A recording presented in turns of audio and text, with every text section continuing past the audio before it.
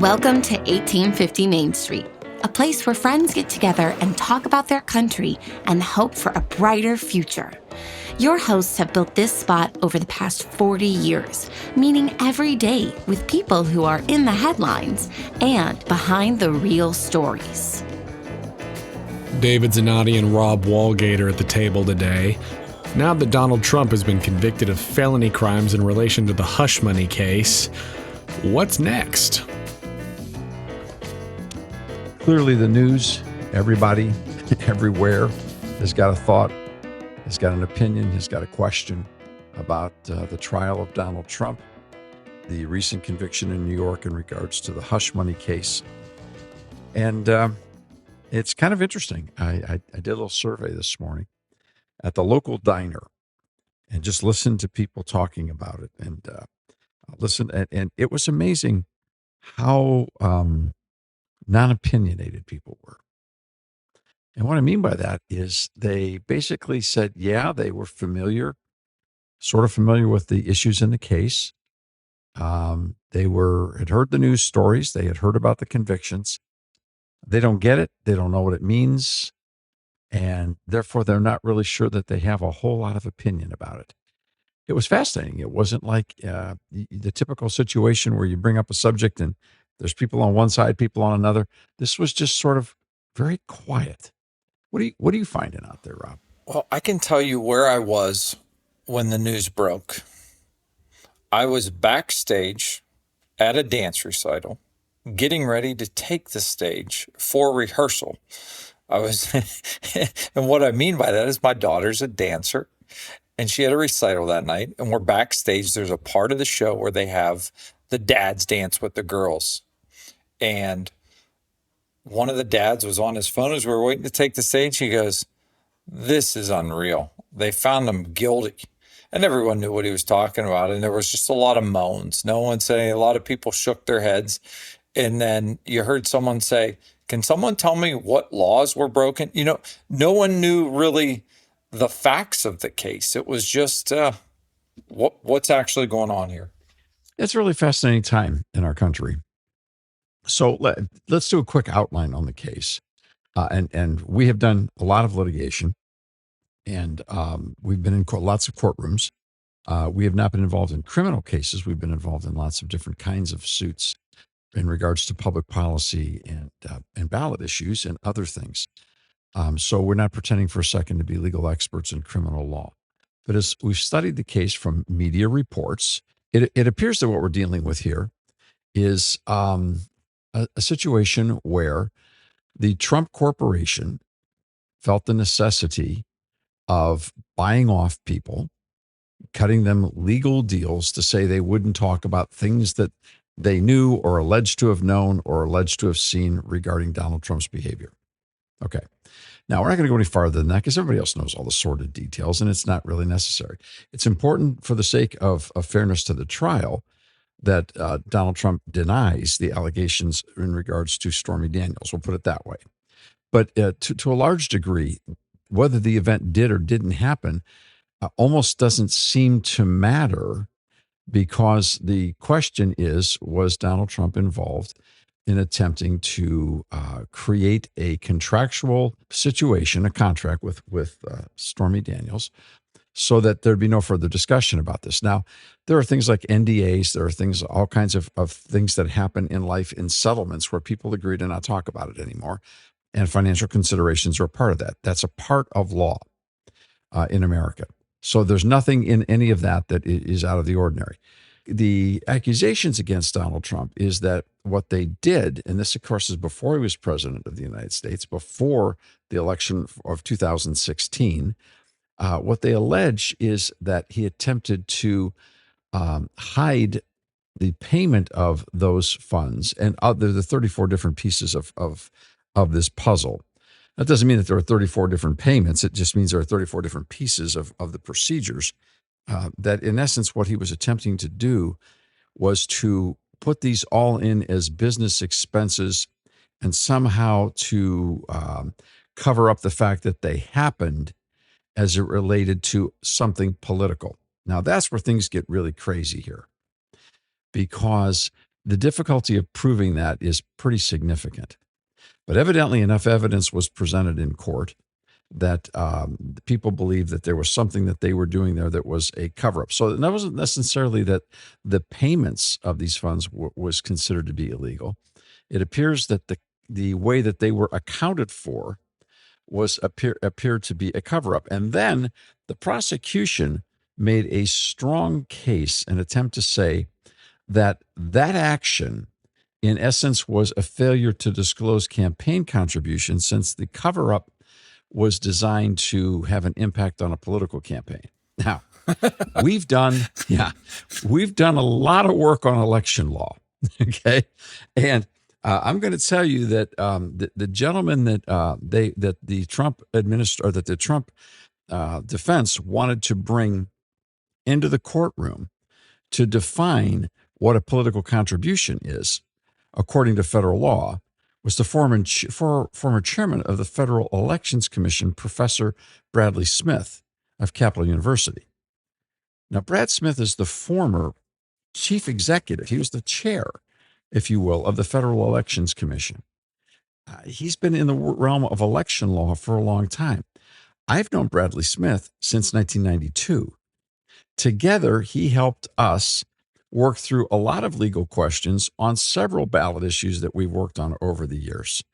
I've got Brad Smith in my speed dial. Okay, I know how to find him. We've talked in recent years, and we've stayed in contact for some time.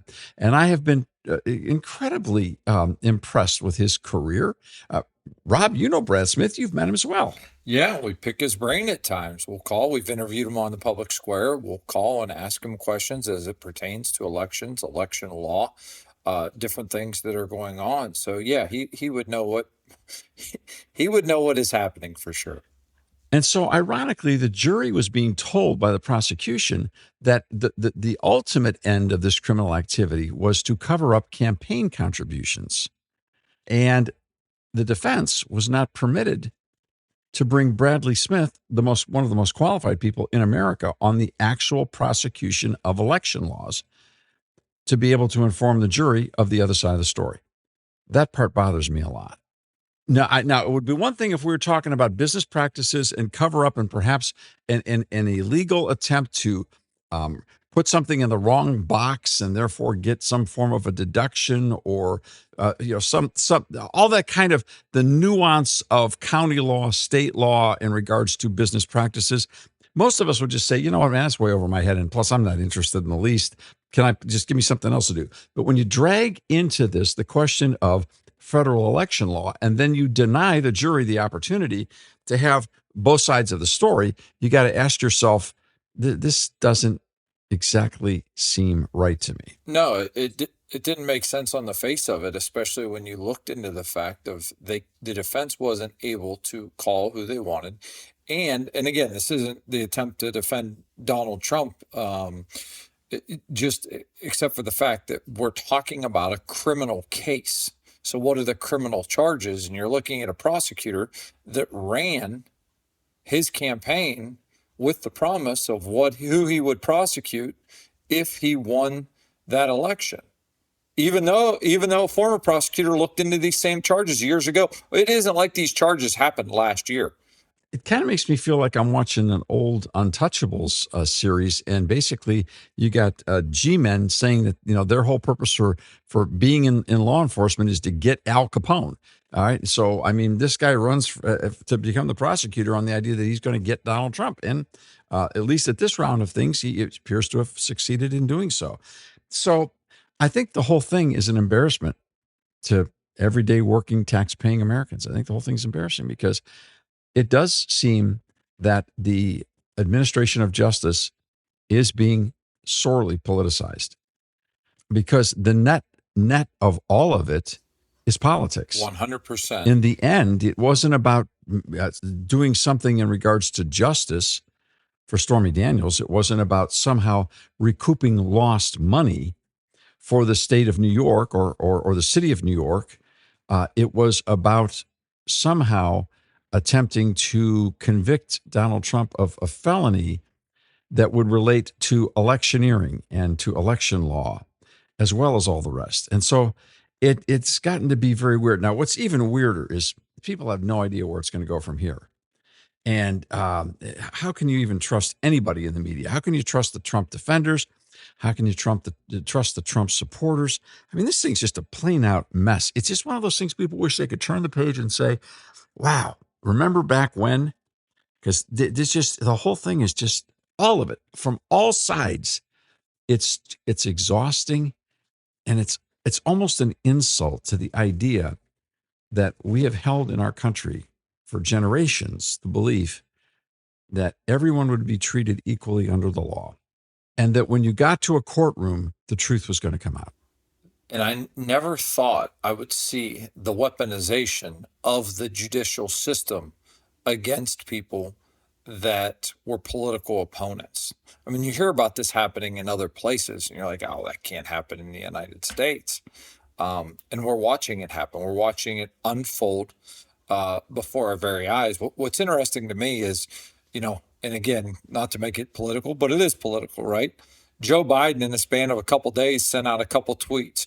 The first was talking about how the Supreme Court told him he could not do what he did with student loans, and he's going to do it anyway. That was the first one. Then he sent another one that said, no one is above the law after the Trump verdict. And I thought, wait a minute here. Those don't match up, right? In one tweet, you're respecting the law. In the other tweet, you're saying the Supreme Court, the highest court in the land, can shove it. I'm ignoring them. And I'm like, I mean, obviously, I know Joe Biden's not writing his own tweets or posts on X or whatever, but I just found that interesting. That's the attitude of the current administration. Thanks for stopping by at 1850 Main Street. We're glad you're here. Do you want to learn more about what is really going on behind the scenes in public policy? Tune in to The Public Square on over 200 radio stations coast to coast. Or download the free Public Square mobile app from your app store. Just look for The Lamppost. Find out what America is really talking about at thepublicsquare.com.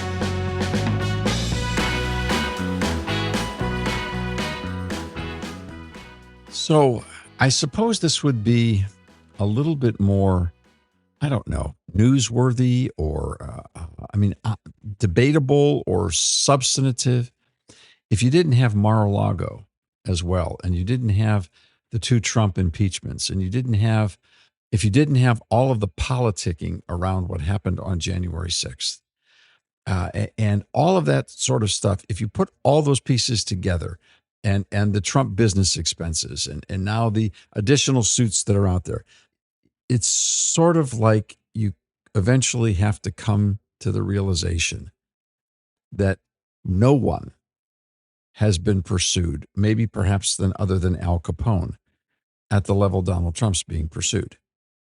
Now, that's pretty much just simple reality. Forget the politics. I don't care. Talk about voting. I don't care about anything.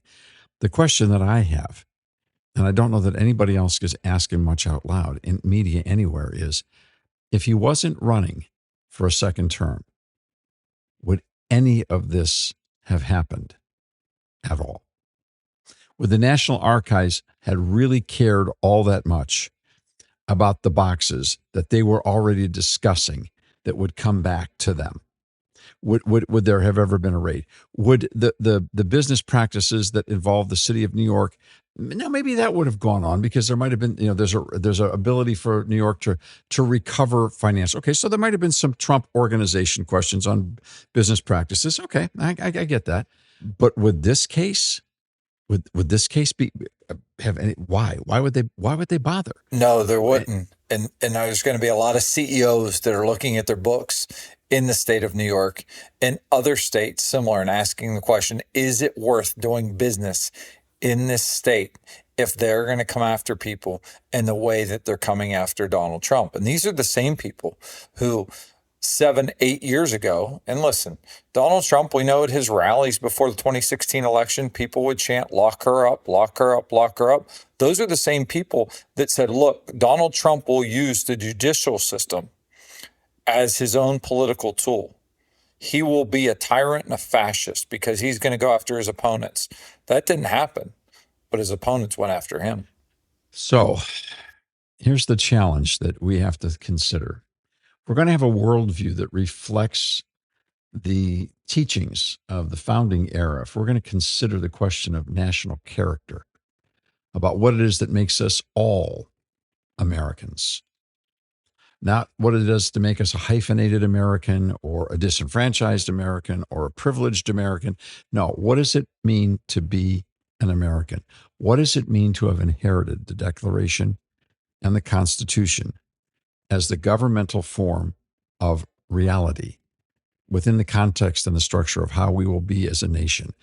What does it mean to be a part of a system, a Republican system, not party Republican, a Republican system of government where you have checks and balances and you have state and local officials and rules and laws that are every bit as much binding as what comes out of Washington, D.C.? What does it mean to be an American? And what happens when political interests take control over the judicial process, over prosecutors, over investigations, over charges, over grand juries, over trials, over appeals? What does this mean? What does this do to our country in regards to people feeling that they can be honest in a courtroom, that they can honestly trust that the judicial system is blind, and that what matters in America is the law and the truth and not the political outcomes? This is the stuff that we're messing with now. And this is the stuff that, to be honest with you, if you want to really study the decline of a culture, look at what happened in France during the French Revolution as the institutions of the country collapsed. We're in a situation where we are way past a danger zone. And one of the things we've done in 1850 is we've talked a lot about America 10 years before the Civil War. And we've actually looked at this thinking that what if we're only 10 years away from a civil war in our country? Recently, I was talking with Dr. Allen, one of the trustees of the American Policy Roundtable, W.B. Allen, one of the most noted political philosophers alive today, and one of our trustees and a phenomenal mind that we all look to. We talked about civil war, and he said, people are misunderstanding what's happening here. It's possible for America to descend into a civil war where people would divide up over issues or candidates or personalities and then actually begin to do some form of physical battle with one another. That, of course, would be an absolute disaster and an absolute practice of futility and incredibly foolish as well. History proves that. He said, our challenge is not a civil war. Our challenge is a revolution. And I thought, okay, this I got to hear more of. He said, now, you might be thinking that it's a revolution of the people versus the government, but in reality, it's a revolution the other direction altogether. This is a revolution of the government versus the people. The government versus the people. We got to talk more about that. This conversation isn't over yet, so come on back next time and pull up a chair at 1850 Main Street.